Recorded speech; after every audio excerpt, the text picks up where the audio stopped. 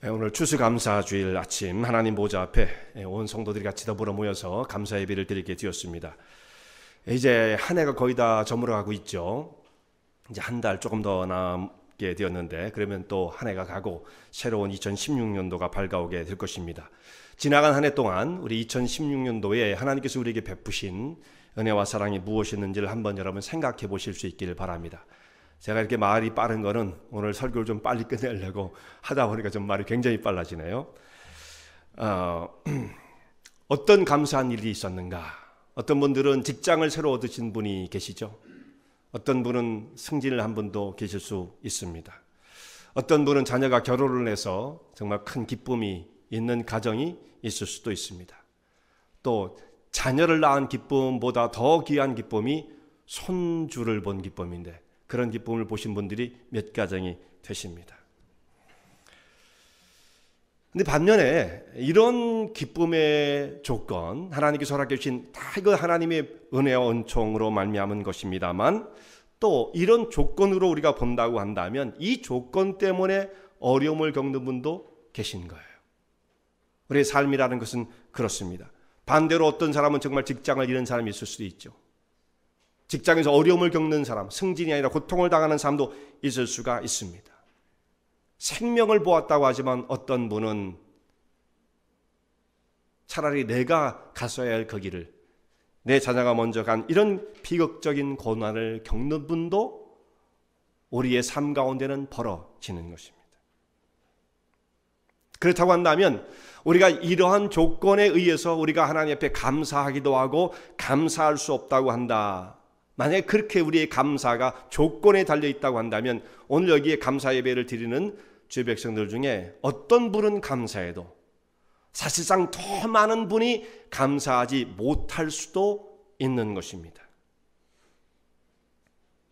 오늘 함께 나눌 말씀은 절대로 감사할 수 없는 것처럼 보이는 상황과 조건을 만났음에도 불구하고 하나님 앞에 감사를 드린 사람의 신앙의 고백, 그것이 오늘 말씀 가운데 기록되어 있어요.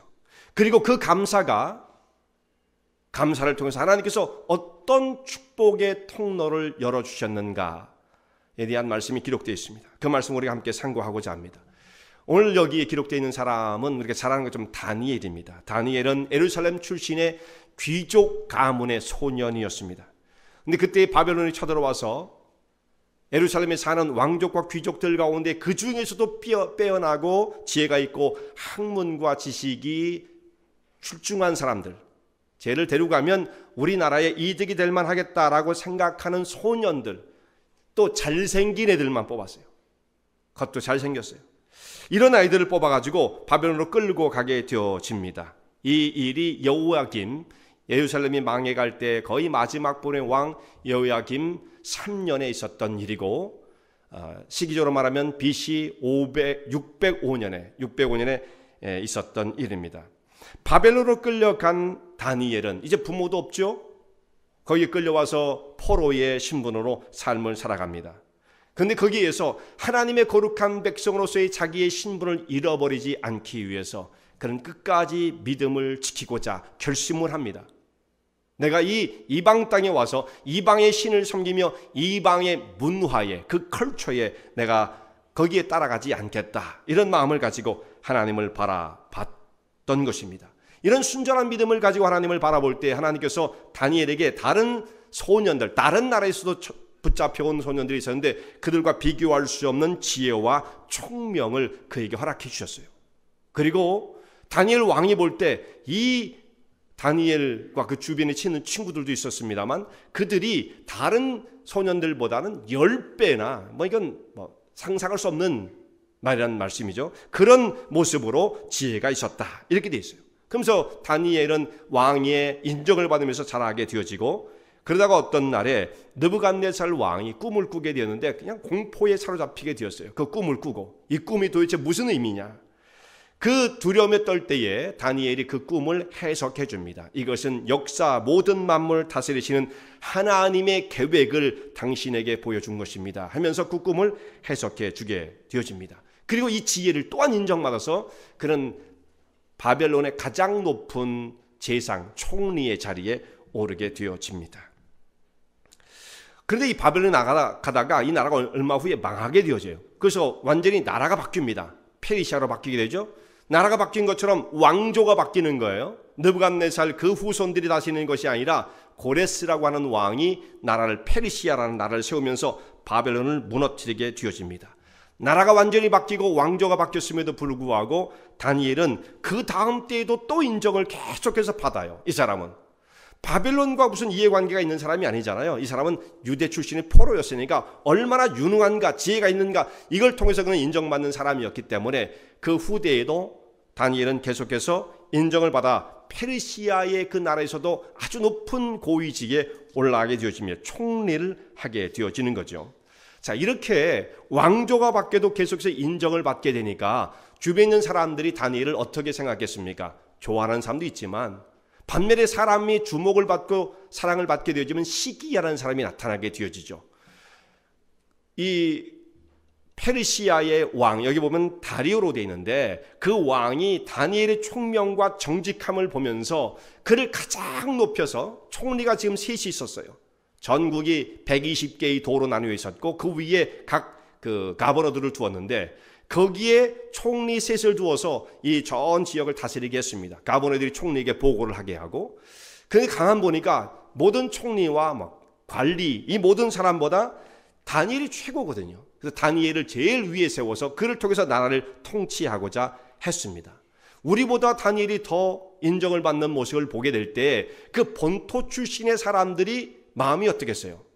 쟤는 포로 출신이고 노예로 끌려온 애인데 여기까지 와서 저렇게 왕조가 바뀌었는데도 인정을 받는 걸 보면 이거 뭔가 이게 잘못된 거 아니냐, 이런 불만을 갖게 되겠죠. 그럼 어떻게 하면 저 다니엘이라는 저 노예 소년, 이제는 뭐 나이가 많이 들었습니다, 저를 어떻게 해서 쫓아낼 수 있을까, 어떻게 곤격에 빠뜨릴 수 있을까, 사람들이 논의를 하는데 사람이 털어서 먼지 안 나는 사람 없는 거죠. 다니엘을 털어봤어요. 탁탁탁탁 털어봤더니 다니엘에게서는 먼지가 안 나는 거예요.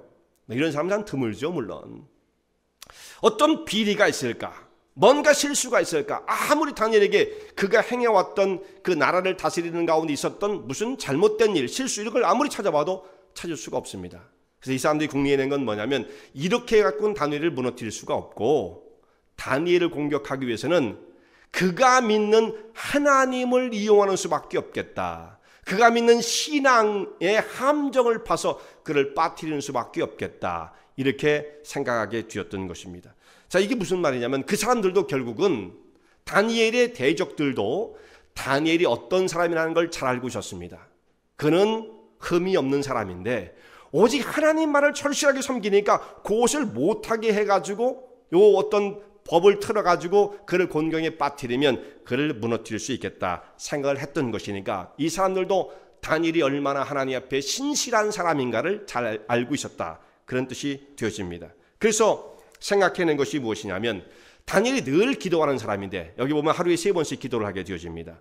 다니엘에게 기도를 하지 못하게 하면, 그리고 그 법을 어기게 되면 벌을 주는 법을 만든다면 다니엘을 무너뜨릴 수 있다 생각을 했던 것입니다. 그래서 의논하는 중에 이들이 작전을 짜기를 법령 하나를 만들게 되어집니다.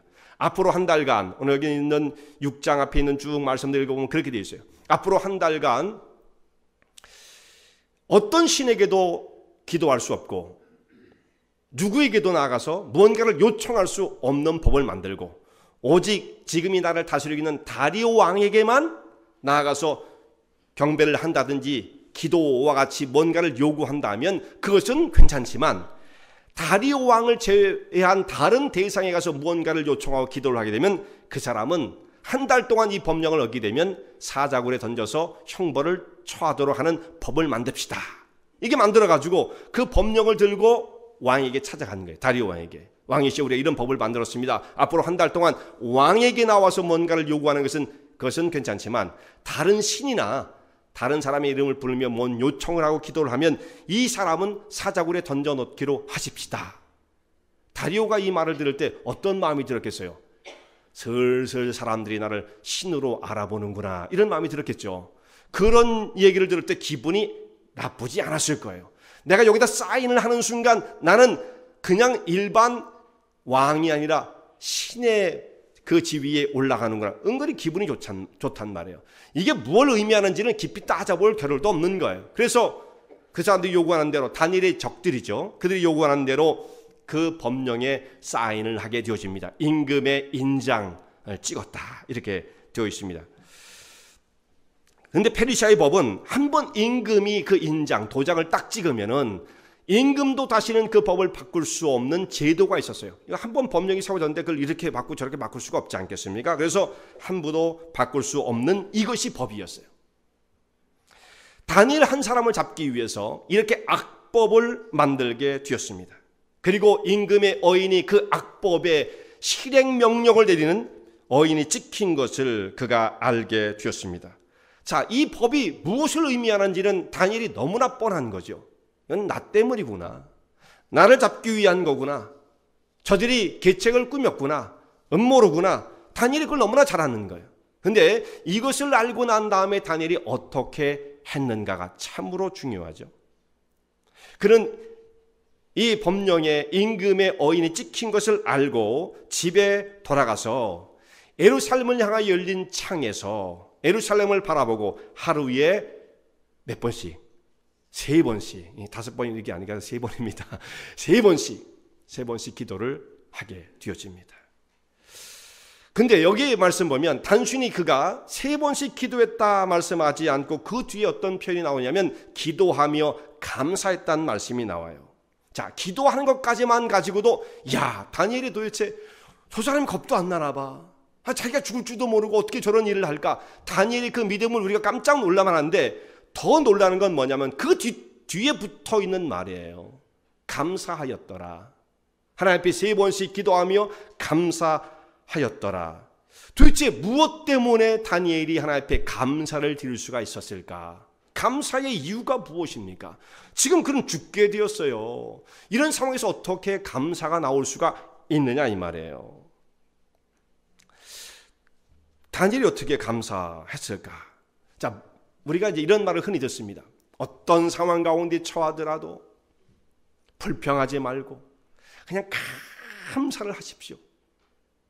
그 말이 맞죠, 물론. 다니엘도 지금 그러고 있으니까. 근데 여러분, 아무리 생각해봐도 감사할 게 없는데 무조건 그냥 그러고 따지지 마. 그냥 무조건 감사해. 이렇게 하나님이 하시는 분이겠습니까? 감사는 절대로, 여러분 생각하세요. 저를 잘 주목하시고. 감사는 절대로 강요되는 게 아니에요.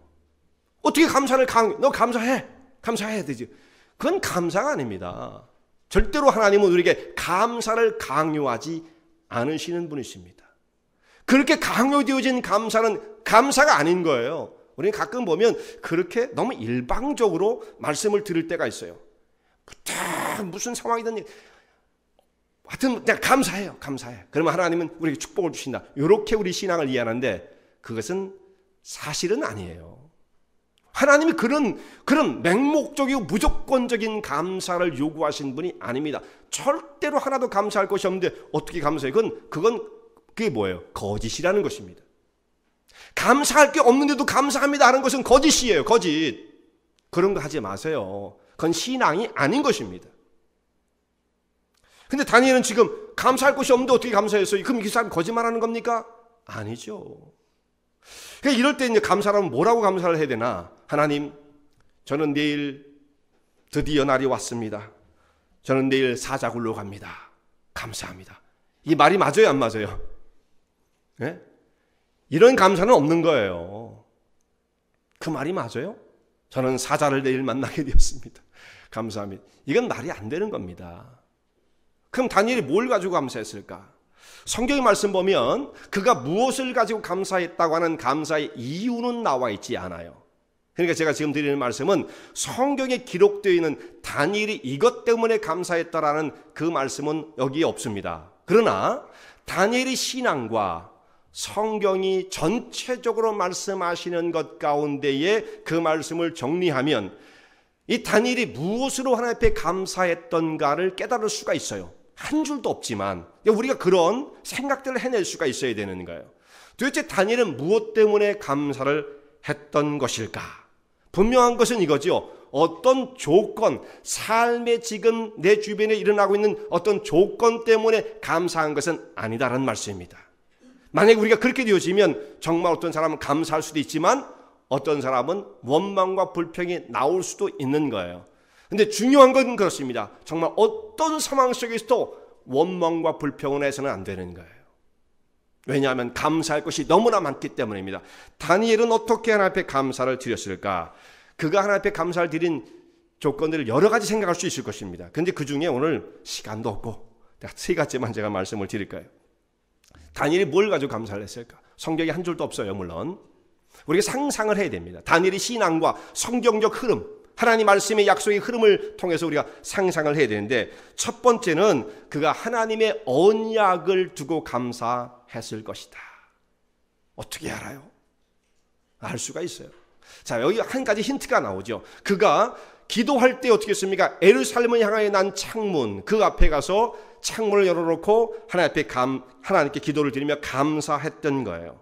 지금 바벨론 포로로 끌려와 사는 다니엘, 그는 한시도 잊지 않는 것이 뭐냐면 하나님께서 우리의 동족들에게 허락해 주신 그 약속의 말씀, 비록 지금은 나라가 망했지만 언젠가 다시 이 장차 백성들을 돌이켜 다시금 고도로 이스라엘 땅으로 돌려보낼 것이고 나라를 다시금 새롭게 세우실 것이고 이 민족을 통해서 이 땅을 잃어버린 백성들을 구원하신 하나님의 구원의 역사를 이룰 것입니다. 그렇게 약속하신 하나님의 말씀은 변하지 않을 것입니다 라고 하는 그 약속을 붙드는 거죠.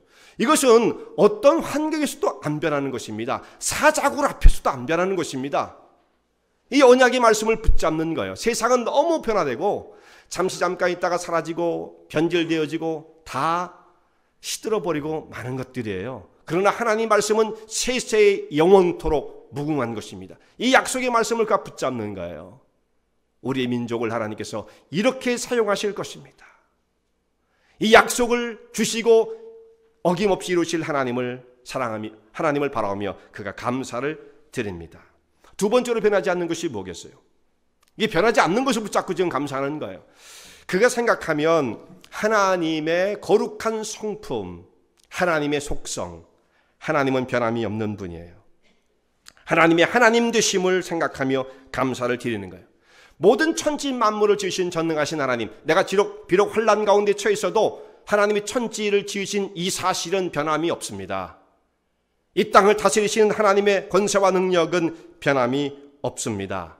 내가 지금 고난을 사실 받아도 내가 고난을 받으시는 이 처지에 놓이게 된 것은 왜 그랬느냐면 하나님의 창조가 먼저 와야 되는 거예요. 하나님의 창조가. 그리고 하나님의 피조물로 저는 이 땅에 존재하며 하나님을 바라보는 백성이 되어진 것입니다. 그래서 사람이 환난 가운데 있지만 다윗 같은 경우도 하나님의 창조를 생각하며 주 앞에 찬양과 영광, 감사를 드리는 거예요.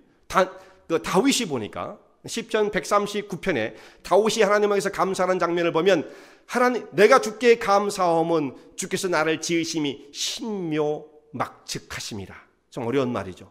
내가 주께 감사하는 이유는 주께서 나를 지으신 그 역사를 볼 때 너무도 놀랐습니다. 이거 원더풀 갖고 안 되는 거예요. 너무 놀랍습니다. 그러니까 자기를 지으신 하나님의 역사를 보며 창조의 섭리, 하나님의 성품, 이것은 변함이 없어요. 그러니까 자기 환경 가운데 빠지지 않고 하나님을 바라보고 주 앞에 영광을 돌립니다. 모든 생명의 근원 되신 하나님, 주님 영광을 받으시옵소서. 이것은 어떤 상황에 빠진 사람이 다 똑같은 거죠. 또 한 가지 마지막으로 생각할 수 있는 것은 다니엘에겐 특별히 이런 감사의 조건이 있었을 거라고 생각합니다. 지금까지 나의 삶을 인도해 주신 하나님, 그 사랑을 생각할 때 감사하지 않을 수가 없는 거죠. 자, 포로로 끌려왔어요. 소망이 없는 신세였습니다. 포로는, 노예는 뭐냐면 이건 사람이 아닌 거예요. 사람이 그냥 주인의 소유물, 물건입니다. 물건, 말하는 기계로 판단되어지던 그런 시대였습니다. 그런데 그런 신세로 끌려온 다니엘이 이 바벨론 땅에 살면서 하나님께서 그와 함께 해주심으로 말미암아 그를 보호하시고 이끌어주시고 그를 지혜롭게 하십니다. 포로지에서 인정받는 자가 되게 하셨어요. 노예로 끌려왔는데 나중에 신분이 어떻게 되었습니까? 총리가 되었어요. 왕조가 바뀌고 나라가 바뀌어도 다니엘은 계속 최고의 자리, 최고의 존경받는 자리에 있었던 것입니다. 이것이 자기의 능력이 아니었습니다. 그의 공로가 아니었습니다. 하나님께서 함께 해주시고 그에게 지혜와 총명을 주신 하나님의 능력으로 인해서, 그 은혜로, 사랑으로 인해서 그가 지금 누리고 있는 모든 것들이 이루어진 것입니다. 그러니까 다니엘이 기도하는 중에 제일 처음에 기도할 때 하나님 감사합니다 뭐 이렇게 시작할 수 있었겠지만, 기도를 시작하다 보니까 감사할 것이 많은 거예요. 다니엘이 이것도 감사하네요. 우리 민족을 잊지 않으신 하나님을 생각하니 감사합니다. 저를 지어주고 생명을 주신 하나님께 감사합니다. 이런 감사의 생각들이 나타나게 되어지고요. 또 마지막으로 이렇게 말씀하신 것처럼 나의 삶을 지금까지 지켜주신 하나님의 사랑과 은혜는 변함이 없습니다. 내가 하나님의 은혜가 없었다면 노예의 신분으로 여기서 벌써 죽어도 천한 모습으로 죽었어야 할 사람이지만 주님께서 저를 지금 이 시간까지 이끌어 주셨습니다. 그래서 하나님의 사랑, 크신 은혜를 인해서 주 앞에 감사를 드립니다. 하나님의 사랑은 어떤 환경 속에서도 하나님의 큰 사랑이 끊어지지 않는 거죠. 세상의 어떤 권세도, 임금의 조서도, 원수의 핍박도, 사자의 날카로운 이빨도 하나님의 사랑에서 우리를 끊을 수 없는 것입니다. 그래서 로마서 8장에 사도 바울이 이런 유명한 고백을 하고 있지 않습니까? 하나님의 사랑에서 우리를 누가 끊으리요? 예수 그리스도의 사랑에서 우리를 누가 끊으리요? 환난이나 곤고나 핍박이나 기근이나 적신이나 위험이나 칼이랴. 내가 확신하노니 사망이나 생명이나 천사들이나 권세자들이나 현재이나 장래이나 능력이나 높음이나 깊음이나 다른 아무 피조물이라도 우리를 우리 주 그리스도 예수 안에 있는 하나님의 사랑에서 끊을 수 없으리라.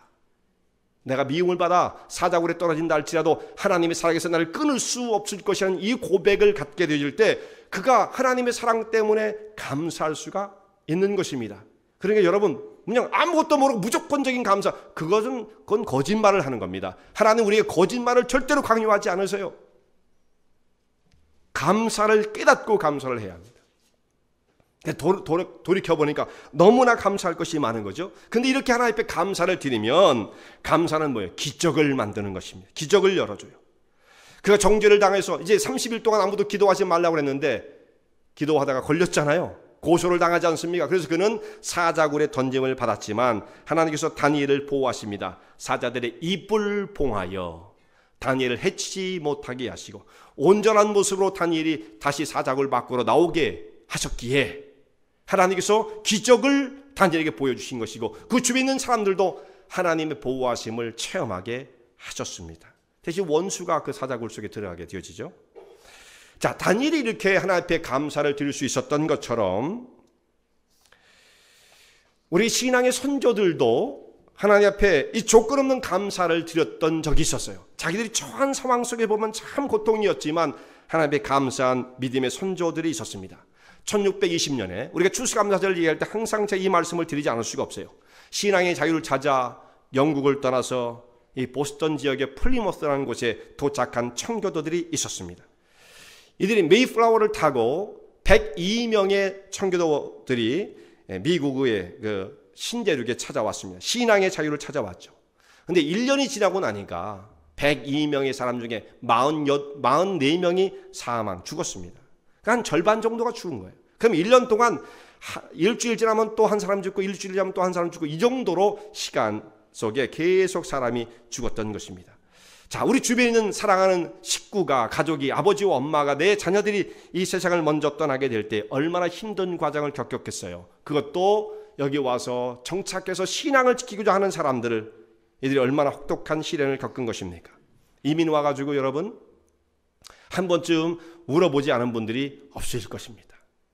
말도 잘 안 통하고 말이 좀 통하면 무시를 당하는 것 같고 내 발음이 조금 안 좋다고 그리고 어떤 컬처가 다르고 낯선 곳에 여기 와서 정착을 하면서 처음에 시달림 속에서 아마 눈물 흘린 분들이 많이 계실 거예요.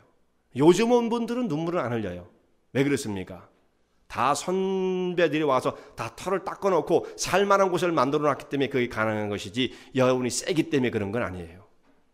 미리 오신 분들이 그동안 많이 고생을 하면서 이민의 털을 닦았기 때문에 그것이 가능해진 거라는 말씀이에요. 자, 이렇게 현대의 생활에서도 새로운 것에 와서 정착한다는 것이 이렇게 어려운데 1620년에 영국을 떠난 사람들이 신대륙에 아무것도 없는 허허벌판에 인디알만 있는 그 땅에 와서 새로운 삶을 개척한다는 것이 얼마나 어려웠겠어요. 이렇게 고생한 과정을 거치면서 가을에 추수를 하게 되어집니다. 옥수수를 추수하게 되어져요. 옥수수를 재배해서 축수한 것도 인디안들이 농사법을 가르쳐주고 옥수수 씨를 주었기 때문에 이것이 가능했습니다. 정말 너무나 위기였던 거죠. 잘못했으면 다 굶어 죽을 뻔했어요. 그런데 그들을 도움을 받아서 가을에 추수를 하게 되어집니다. 그리고 첫 수확을 하고 하나님 앞에 감사를 드립니다. 자, 생각해보면 눈물과 슬픔이 많은 1년이었습니다. 그래도 믿음으로 살아보겠다고 삶을 결단하고 정든 고향을 버리고 새로운 땅을 찾았는데 여기에 와서 정착도 제대로 해보지 못하고 온 식구들이 죽어갈 때에 얼마나 절망적이었겠어요. 그런데 그 속에서도 이 사람들은 원망하지 않았습니다. 하나님 향해서 불평하지 않았습니다. 하나님, 우리가 하나님을 제대로 믿고 살려고 그러는데 어떻게 이렇게 안 도와주십니까? 할 만도 했겠지만 이 사람들은, 우리 이 사람들을 필그림이라고 부르죠. 순례 선조, 필그림 파더스 이렇게 부르는데 그 사람들이 여기 와서 하나님을 찬양하고 추수감사 예배를 드렸어요. 이들이 감사를 받으시고 하나님은 정말 이 땅에, 미국에 하나님을 경외하며 말씀을 기초로 한 나라가 건국되게 하셨습니다. 자, 지금은 그것이 많이 퇴색이 됐지만 1963년도까지 미국에서는 각 공립학교에서 성경을 가르치고 기도를 가르치는 나라였다는 것. 지금 많이 변했죠. 지금 많이 변한 거예요. 그러니까요. 너무나 세속화의 길로 가고 있는 거죠. 그러니까 미국은 쇠퇴하고 있다는 말을 하게 되어지는 것입니다. 자, 짧은 역사, 200년이 조금 넘는 짧은 역사를 갖고 있으면서도 전 세계에 영향력을 주는, 전 세계 거의 절반에 가까운 영향력을 갖고 있는 나라가 된 것입니다. 이것이 바로 기적이죠. 이것이 기적입니다. 아무것도 없는 불모지에 신앙 하나만을 들고 와서 하나님을 바라보며 감사했던 사람들의 그 후예들이 정말 이 땅을 이렇게 힘있는 나라로 세워 놓았다는 것, 이것은 하나님의 베푸신 기적이 아닐 수가 없습니다. 그러므로 감사하는 곳에 하나님의 기적의 역사가 일어나는 거예요. 감사하는 곳에 행복과 기쁨이 넘치게 되어지는 것입니다. 감사하지 않는 사람은 중립지대는 없습니다. 대부분 그런 사람들은 뭡니까? 투덜대는 사람, 원망도 많고 투덜대는 사람들입니다. 그 삶 자체가 참 불행한 거예요. 감사가 없으면 난 뭐 감사할 게 없으니까 할 수 없죠. 이렇게 생각을 하더라도 그 사람은 참 불행한 사람입니다. 감사를 잃어버리면 행복을 잃어버리게 되는 거예요. 그러니까 내가 얼만큼 행복하냐는 내가 얼마만큼 깊이 감사를 드리냐에 달려 있어요. 이걸 잃어버리면 사람이라는 건 원망과 불평, 짜증, 분냄, 싸움 이거밖에 남는 게 없는 겁니다. 모든 게 다 하찮아 보이고 그냥 다 귀찮아 보이고 의미가 없어지고 마는 거죠.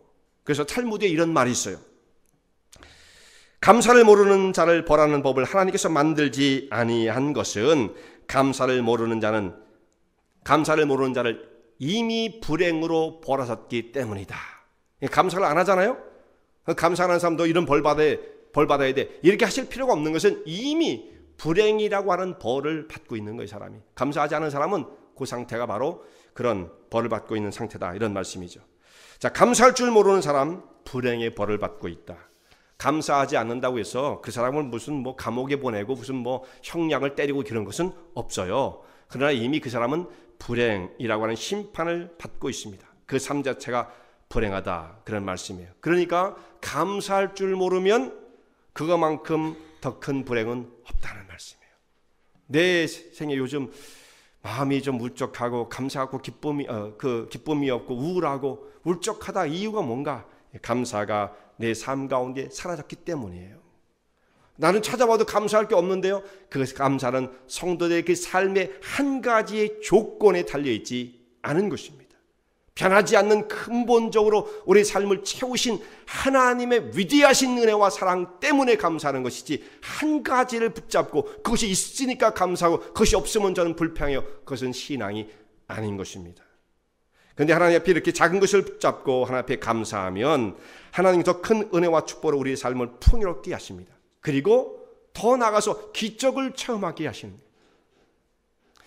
변할 수 없는 하나님의 축복을 기억하고 그것을 가슴에 묻고 감사하는 사람들은 그 기적이 하루하루에 이루어지는 일상 속에서 그것을 체험하게 하십니다. 주의 사랑하는 백성들이 이처럼 하나님 앞에 감사를 드리는 가운데 정말 감사가 기적의 통로를 여는 이런 체험들을 주의 성도들의 삶 가운데 이루시는 주의 종들 되시기 바랍니다. 은혜와 진리 장로교회는 진실된 하나님의 말씀, 건강한 신앙의 공동체를 찾는 모든 분들께 열려 있습니다. 교회 주소는 230 US Highway 45번, Vernon Hills, 230 US Highway 45, Vernon Hills, VERNONHILLS에 위치하고 있으며 새벽 예배는 화요일부터 토요일까지 오전 6시, 금요 저녁 예배는 금요일 저녁 8시, 주일 1부 예배는 오전 8시, 2부 대예배는 오전 11시에 시작합니다. 이 설교를 들으시고 하나님의 말씀에 대해 궁금하신 점이나 신앙 상담을 원하시면 교회 전화 847-962-4412번 847-962-4412로 문의하시기 바랍니다.